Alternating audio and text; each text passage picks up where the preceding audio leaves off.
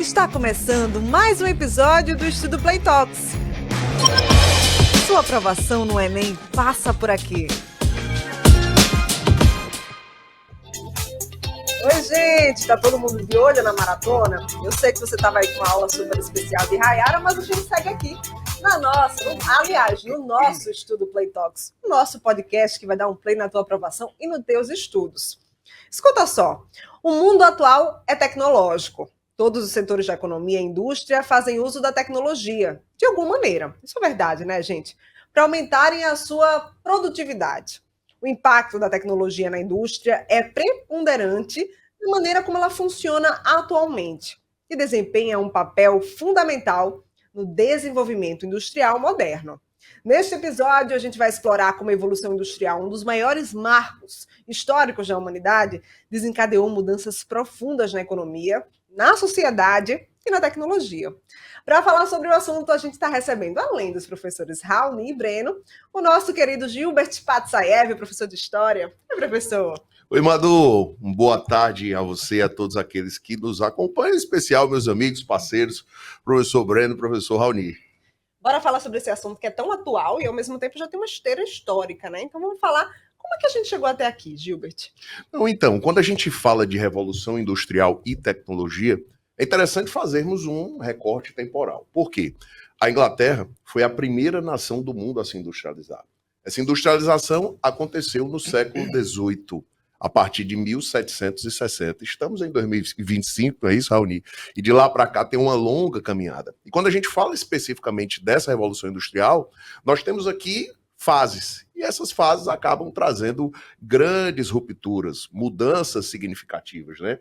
A primeira fase dessa revolução industrial é algo que acontece ali no século XVIII, é marcado pelo advento da indústria têxtil. A segunda fase dessa revolução, no século XIX, já vem sendo marcada por uma grande mudança. A Inglaterra não ganhava dinheiro vendendo tecidos. A Inglaterra ganhava dinheiro vendendo máquinas, ou seja, tecnologia. É quando a Inglaterra começa a exportar, vender tecnologia para que outras nações pudessem se industrializar. Daí, nessa perspectiva, a França compra tecnologia britânica e se industrializa, a Alemanha, os Estados Unidos merecem uma atenção especial para os Estados Unidos, sobretudo porque os caras investiram em educação, né? É muito aquele princípio, educar para quê? Os norte-americanos fundaram Harvard University e o MIT, o Instituto Tecnológico de Massachusetts, de modo que eles começaram a produzir suas próprias tecnologias e exportar a tecnologia para que outras nações pudessem se industrializar. O Japão, por exemplo, se industrializa aí no século XIX comprando tecnologia norte-americana. E daí para frente a gente vai vivenciar uma terceira revolução industrial, marcada pela robótica, pela nanotecnologia, e a gente chega aí vivenciando esse tempo presente. É ou não é, Raoni? Gilbert, quando você falou aí sobre a forma como os Estados Unidos chegou a essa posição hegemônica, né, utilizando essencialmente a educação. Isso é incrível, né? E, ao mesmo tempo, a gente vê hoje uns Estados Unidos em queda, né? E eu imagino que uma das razões para essa queda seja certamente a crise que a educação apresenta naquele país. Perfeito. Principalmente relacionada ao financiamento educacional. Para que a gente tenha tecnologias e transformações como essa que a gente está descrevendo no podcast de hoje, gente, a educação é uma condição sem a qual você não consegue promover esse tipo de desenvolvimento.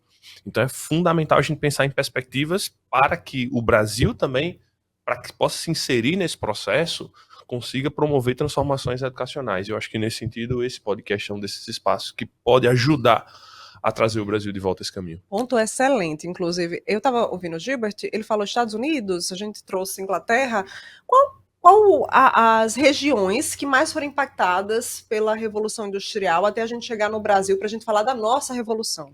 Eu acho que quando a gente fala sobre essa distribuição geográfica desse processo, é preciso colocá-la no tempo. E daí a contribuição de Gilbert aqui hoje.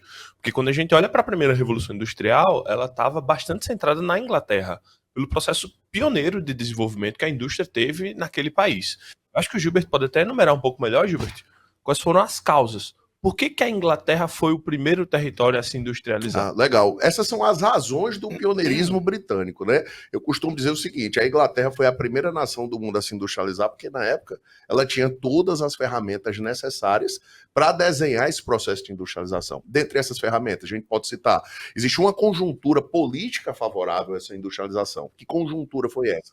No século XVII, antes da Revolução, acontecem as revoluções inglesas, a Revolução Puritana, a Revolução Gloriosa, que acabaram com a monarquia absolutista britânica e construíram uma monarquia constitucional, determinando as regras do jogo, criando leis, regras normativas para reger ali a vida das pessoas e, ao mesmo tempo, o relacionamento entre o Estado e as empresas, né?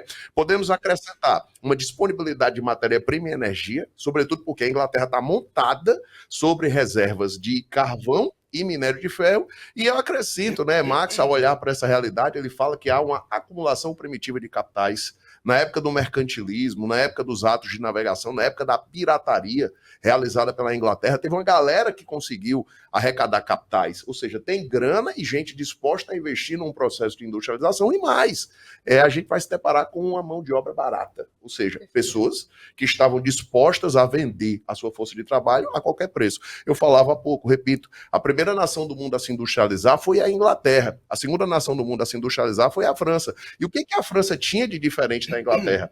Na realidade, a França não tinha uma conjuntura política favorável para a industrialização, que foi justamente construída após a Revolução Francesa. É isso. E Gilberto tem uma contribuição muito importante na física nisso, porque esse fato da Inglaterra ter sido pioneira, a gente não pode dissociar das pessoas que estavam fazendo a física naquele momento, né?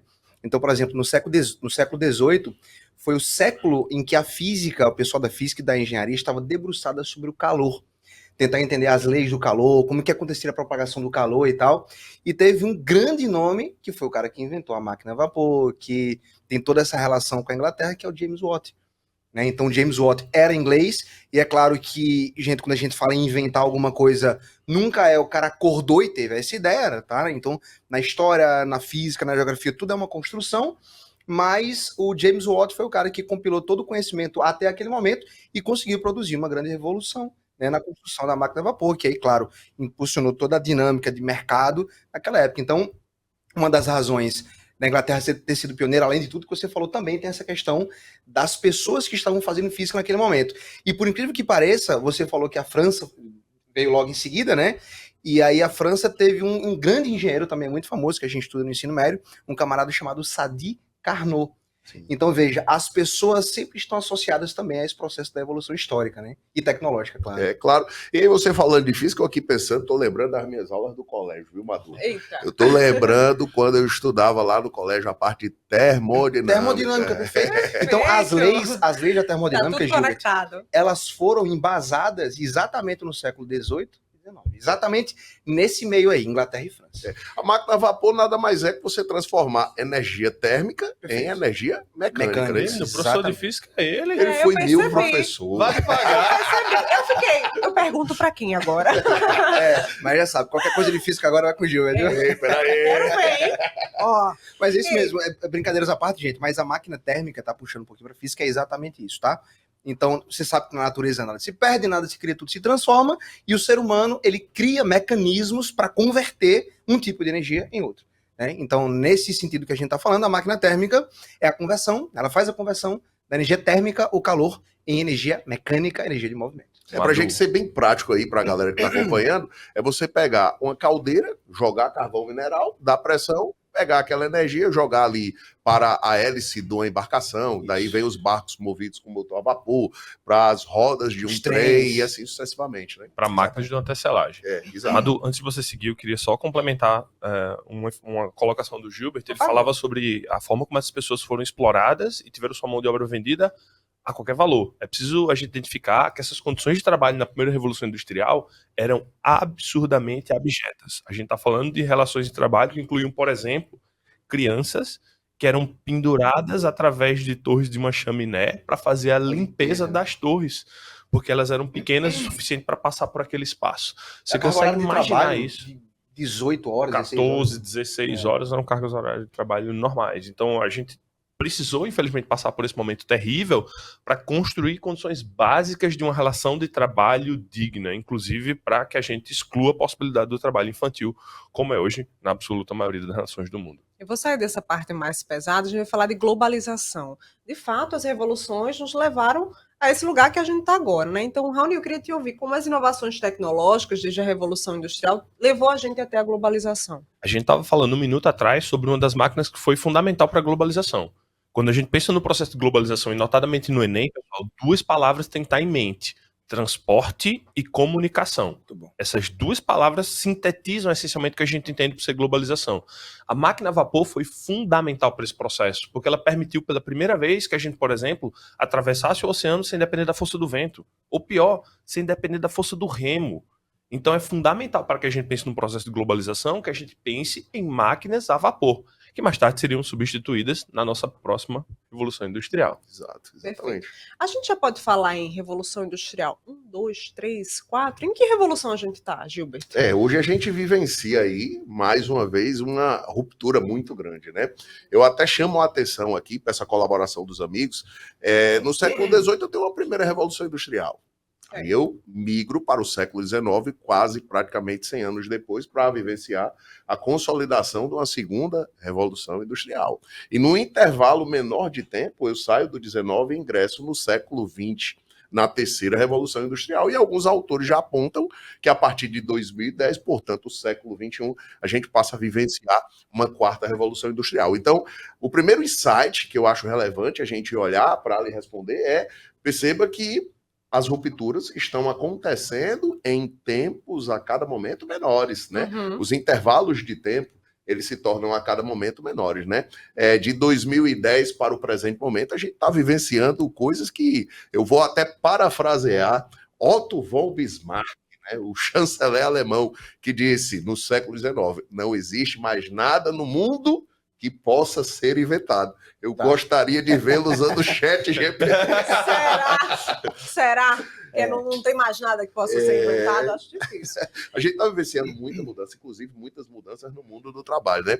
Raoni estava falando aqui das condições abjetas de trabalho durante a Revolução Industrial e ele trouxe um insight muito legal, porque toda aquela trajetória de luta que aconteceu no passado culminou na conquista de direitos, na erradicação de algumas formas de trabalho e, ao mesmo tempo, de ambientes de trabalho muitas vezes insalubres, né?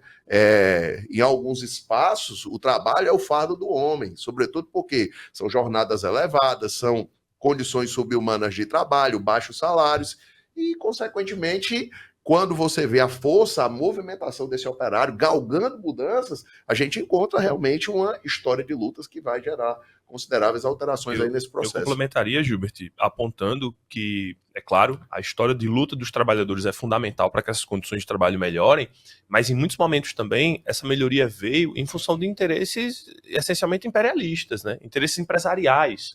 Porque a gente teve, por exemplo, na segunda Revolução Industrial, ganhos significativos de produtividade. E esses ganhos permitiram margens de lucro superiores. E essa margem de lucro podia ser, em parte, transferida para o trabalhador, melhorando a sua qualidade de vida, sem necessariamente reduzir o lucro daquele que estava contratando, né? Do burguês que estava contratando essas pessoas. Então, a luta é importante, mas esses momentos também foram significativos para que a gente tivesse essas mudanças nas relações de trabalho.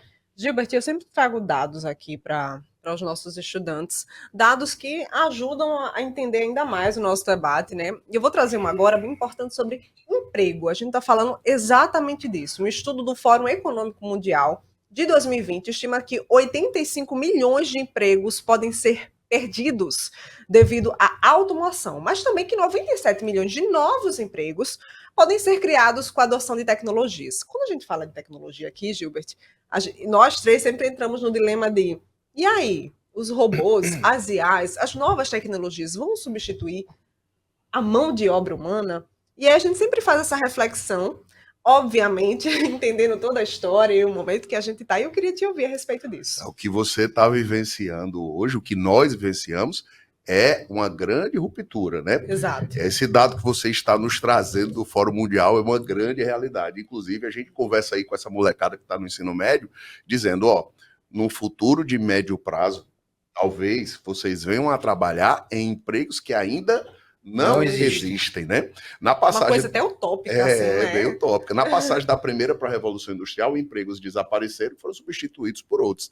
Na passagem da segunda para a terceira Revolução, isso acontece o mesmo. E aí a gente vivencia hoje uma grande incógnita, uma grande interrogação. Os mais céticos apontam que no tempo presente existe uma possibilidade de desaparecimento de empregos que não são substituídos por novas vagas de empregos, né? Eu vou até parafrasear o Elon Musk, né? O Elon Musk, num passado recente, ele disse o seguinte, ó, eu gostava muito de criptomoedas. Hoje eu estou gostando de inteligência artificial. E posteriormente ele problematiza, né? Ele foi meio apocalíptico, viu, Madu? Ele disse o seguinte, ó, num futuro de médio para longo prazo, os estados, cito, nações, vão ter de criar uma renda mínima, sobretudo porque não existirão postos de emprego para essas pessoas. Aí você olha para mim e fala, Gilbert, cara, isso não existe, né?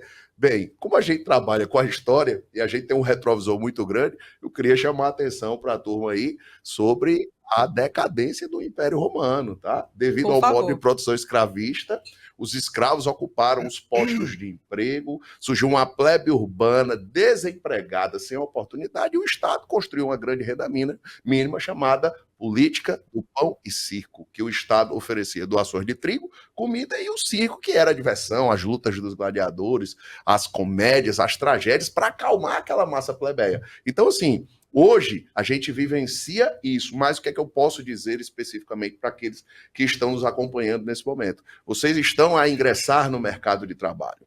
E ao ingressar no mercado de trabalho, a inteligência artificial ela precisa do ser humano. Então, sempre pense a sua profissão no futuro associada à tecnologia.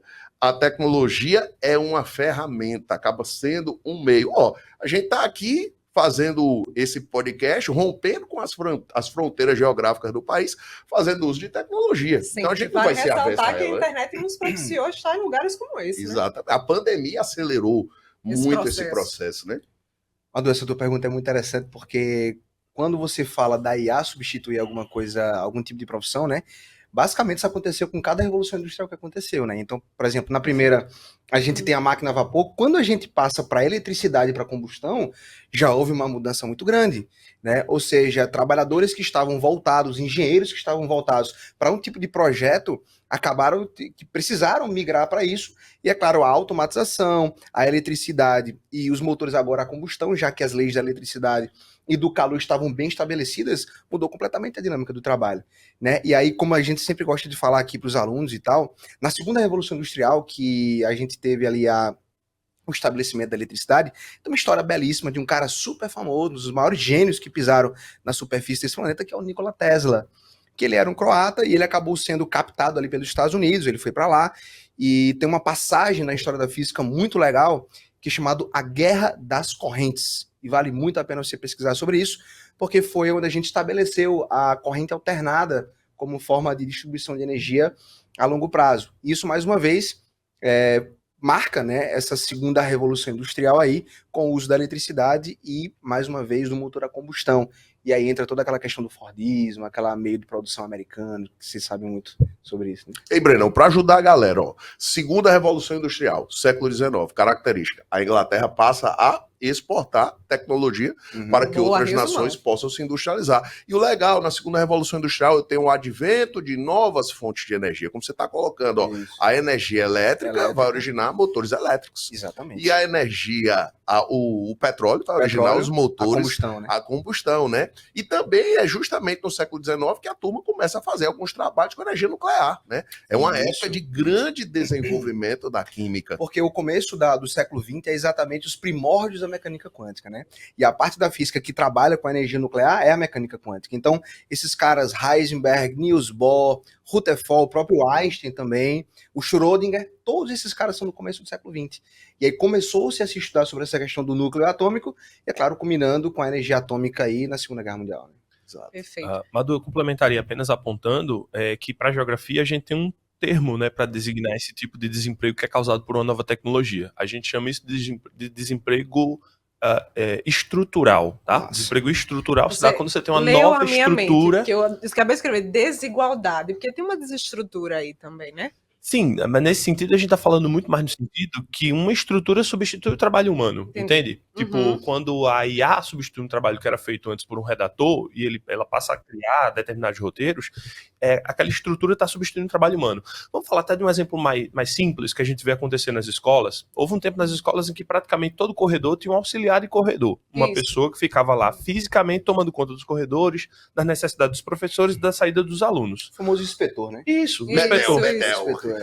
Hoje, boa parte das escolas utilizam câmeras e enxugam esse número de inspetores, percebe? Então, é uma estrutura que substitui o trabalhador. Não confundir com desemprego conjuntural. Aí é quando a conjuntura econômica cria uma condição ruim para o emprego, durante uma crise, por exemplo. Nesse caso, você também pode ter desemprego, mas por outras razões, que não a introdução de uma nova estrutura. Perfeito. Eu vou trazer mais alguns dados, né? Eu sempre reforço para vocês que esse podcast é de atualidades, pensando em história, geografia, física, mas pensando também na sua redação.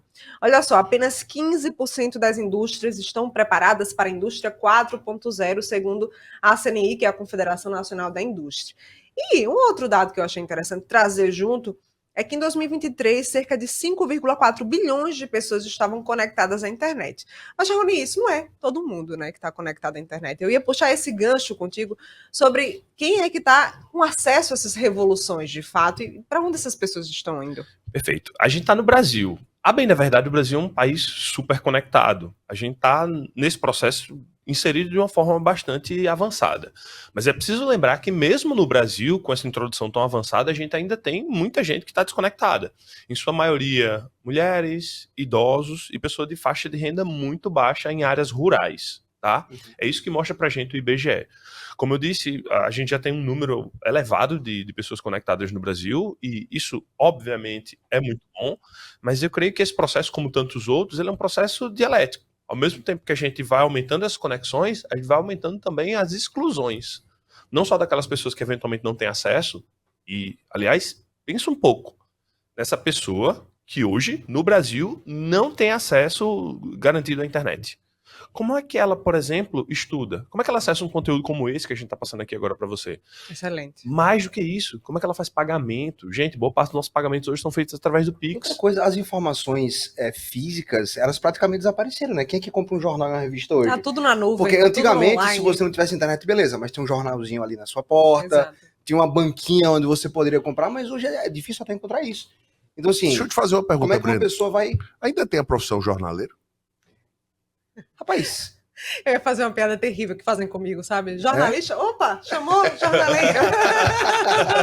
E eu levando, Meu Deus. e eu levando a sério a pergunta e eu pensando, pô, o que tem a ver com física? Porque se ele perguntou pra mim, tem física no meio, né? Não, porque a gente está vivenciando desaparecimento de postos de trabalho. Aí eu fiquei pensando aqui no jornaleiro e naquela moça que ficava no shopping, lá no estacionamento, quando a gente ia estacionar o carro, que ela olhava pra gente, dava bom dia, boa tarde, boa noite e dava um ticket. Hoje é uma maquininha, aperte o botão e retire seu Eu ticket. não lembro volte disso sempre. não, Gilberto. Aí, É de né? uma outra época. A gente tá experienciando uma outra época.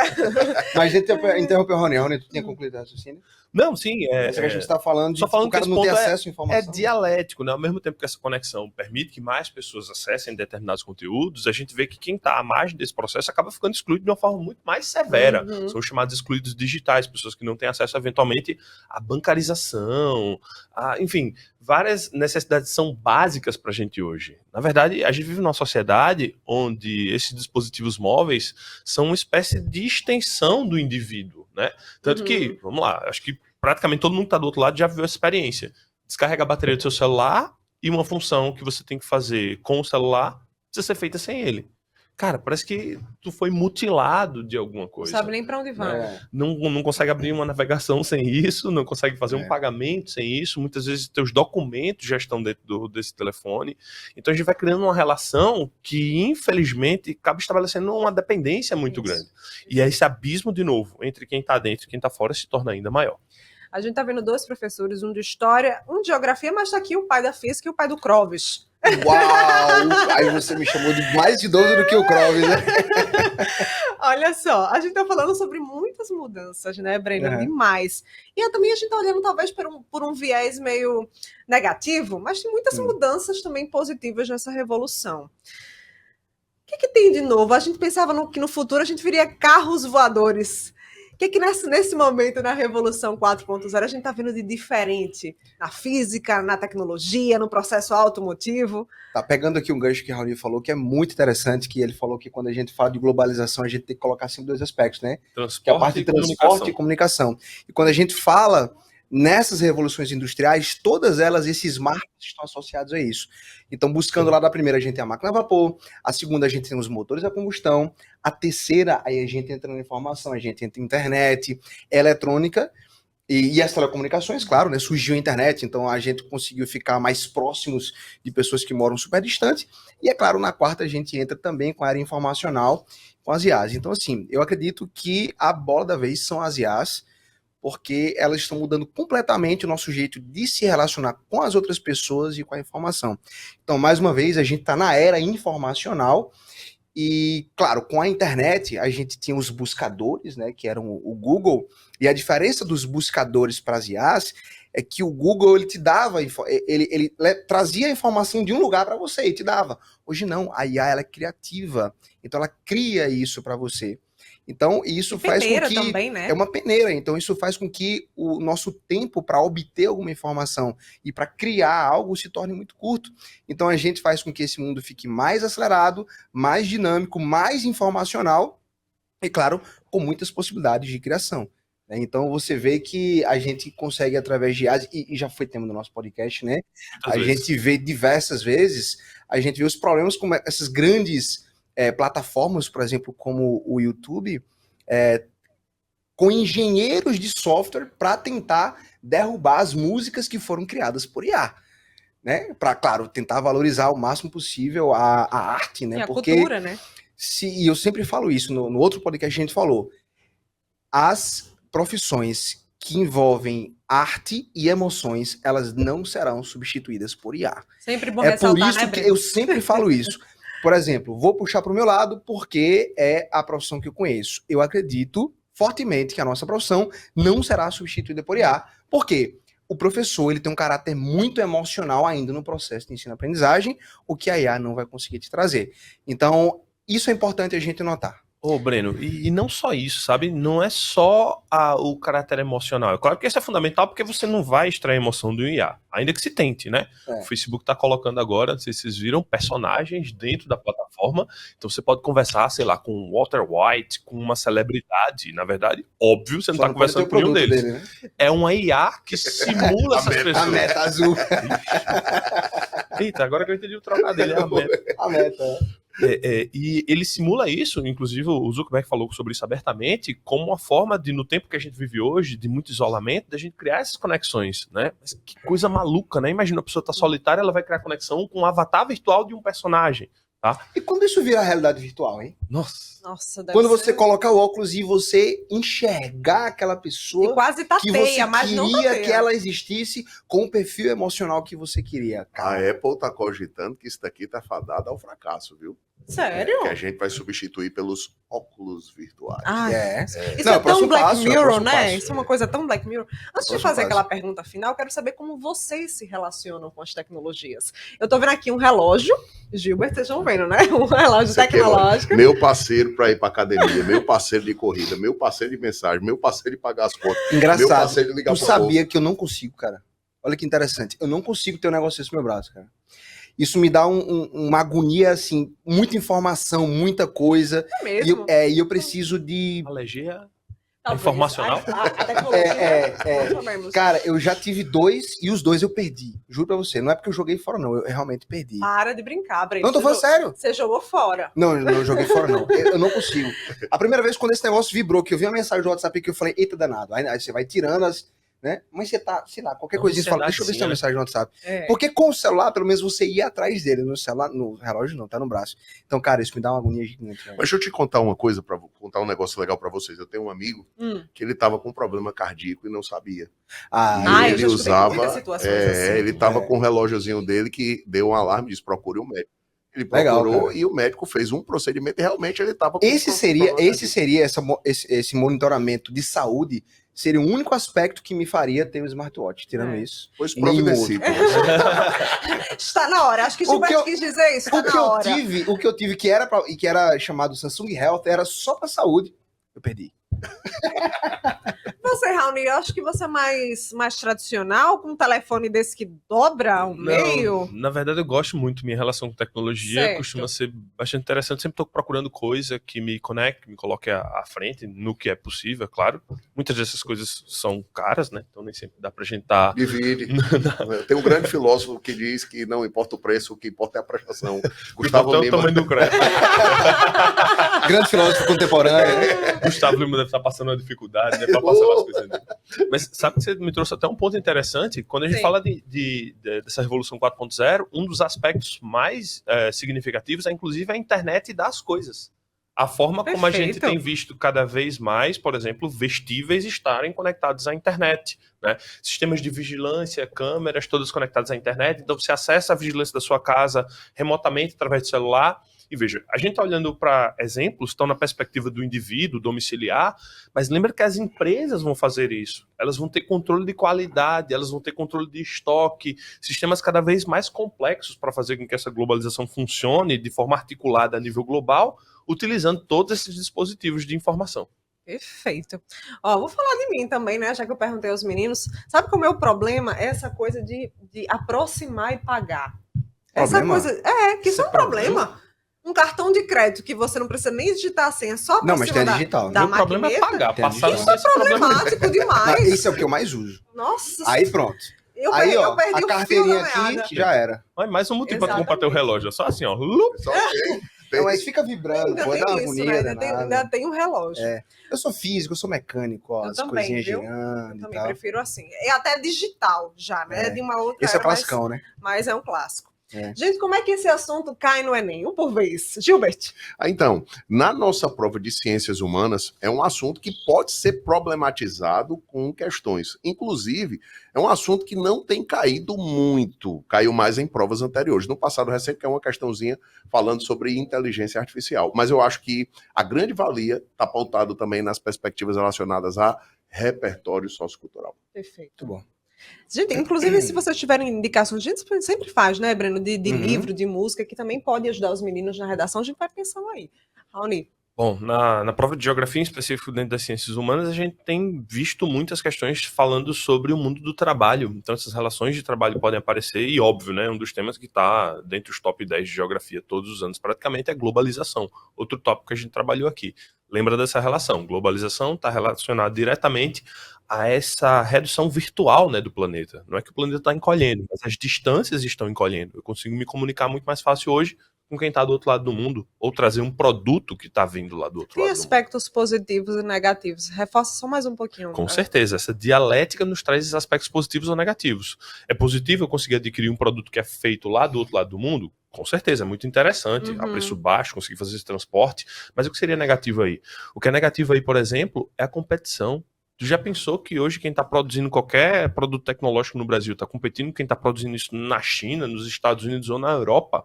Essa competitividade acaba sendo muito nociva para os E o pequenos consumo em negócios si locais. também, né? Sim, o consumo se dá em escala global. Logo, de novo, você está competindo nessa escala global. Então, isso seria um problema grave da globalização para mercados locais, para geração de emprego e renda no local. Pequenos mercados, né? Aliás, você pediu indicação do livro, eu com certeza não poderia deixar de indicar o autor mais citado nas provas de geografia do Enem todos os tempos, Milton Santos, que vai discutir essa globalização a partir de uma perspectiva de quão nociva ela pode ser para essas relações regionais. Uhum. Você, Breno. No nosso caso, é um tema bem recorrente que é a termodinâmica, né? Porque quando a gente pega a primeira e a segunda revolução industrial, a gente está falando aí do calor. Tanto as máquinas térmicas como os motores a combustão, eles simplesmente é uma transformação de energia térmica em energia mecânica. Isso é uma parte da física muito bem estudada, basicamente ali na física da segunda série, que é a termodinâmica, tá?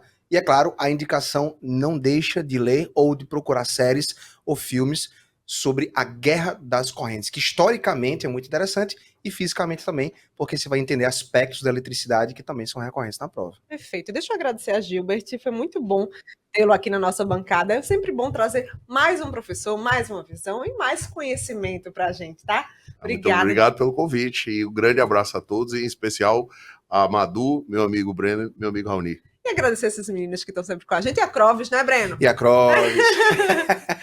Gente, muito obrigada pela sua participação. Valeu demais. Ó, lembra, a gente tá no Instagram, viu? @istodoplay. Vai ser bom demais te encontrar por lá também. E caso você tenha perdido o máximo dessa conversa aqui, corre no Spotify e Deezer. Lá estão todos os episódios do nosso Estudo Play Talks. A gente fica por aqui. Tchau! Olá, meus queridos, olá, minhas queridas, tudo tranquilo com vocês? Sou o Plácido, professor de língua inglesa, e estou passando aqui para deixar uma dica maravilhosa para vocês. Vamos falar de texto no Enem. E texto no Enem, nós vamos falar sobre campanha publicitária, que vai estar no Enem com imagens e com texto, ou seja, com linguagem verbal e linguagem não verbal. Para que serve isso, professor? Toda vez que eu tiver linguagem verbal e não verbal, isso vai me ajudar muito numa coisa chamada processo de inferência, que é processo de dedução, processo de adivinhação. Então, numa campanha publicitária, por exemplo, numa propaganda, ele sempre vai perguntar para você qual é o objetivo daquela propaganda. E para você responder o objetivo, você vai linkar, você vai unir o que tem de verbal e não verbal. Associa a imagem com o que está escrito. Mesmo que no que estiver escrito você tenha alguma palavra que você desconheça, você vai inferir pelo contexto. Então, dependendo da imagem, você já consegue ali pelo menos 70% do objetivo daquela propaganda desse gênero que vai estar na prova do Enem. Mas você já está mais do que preparado para ir lá e detonar. Então a dica é essa. Um forte abraço e até a próxima. Fala galera, professor Sandro Marques de Física para mais uma dica quentíssima sobre movimentos circulares. Primeira situação, discos conectados pelo mesmo eixo. Então nós temos aqui dois discos, um disco menor de raio R2, um disco maior de raio R1. Percebam que se eles estiverem conectados pelo mesmo eixo, de tal maneira que um não deslize no outro, se o disco 1 completar uma volta, o disco 2 também completa uma volta. Isso significa que eles descrevem o mesmo ângulo no mesmo tempo. Ou seja, esses discos vão ter a mesma velocidade angular. Mas a velocidade ω1 é igual a V1 sobre R1 e ω2 é igual a V2 sobre R2. Tu sabe o que significa? Que a velocidade e o raio são grandezas diretamente proporcionais. Onde o raio é maior, a velocidade escalar será maior. Perfeito? Outra dica importante é sobre os discos conectados por uma corrente de transmissão. Na corrente de transmissão, a velocidade dela tem que ser exatamente a mesma. Não faz sentido dizer que a corrente é mais rápida num ponto do que no outro.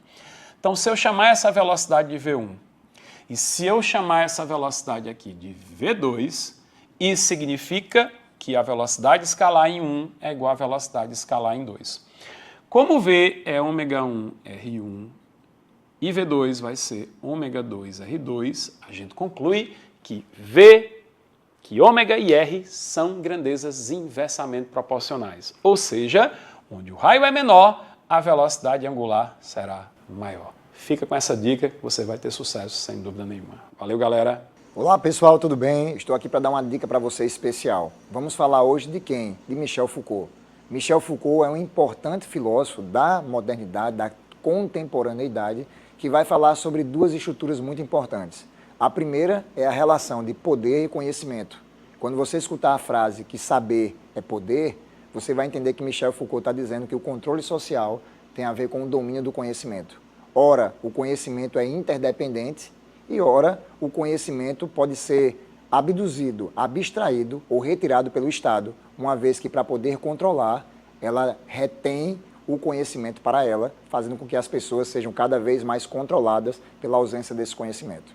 O segundo ponto de Michel Foucault tem a ver com a ideia do mito do panóptico, a ideia da sensação de estarmos o tempo todo sendo vigiados. E ele vai dizer que as instituições têm o poder de moldar o comportamento social. Os hospitais, as escolas e os presídios garantem o mesmo padrão, padrões idênticos, toques para intervalos, salas uma atrás da outra e pessoas que precisam se moldar a um padrão para viver em sociedade. Então, essa sensação de estarmos sendo vigiados o tempo todo, numa lanchonete, num bar, num restaurante, na escola, na igreja, em qualquer lugar, faz com que essa sensação nos traga autodisciplina e aí o Estado consegue controlar você sem perceber, com uma câmera ou sem câmera, simplesmente para dizer que ela tem poder sobre você. Um forte abraço e lembre-se, Michel Foucault é biopolítica, é a política de quem decide, quem vive e quem não pode viver em sociedade.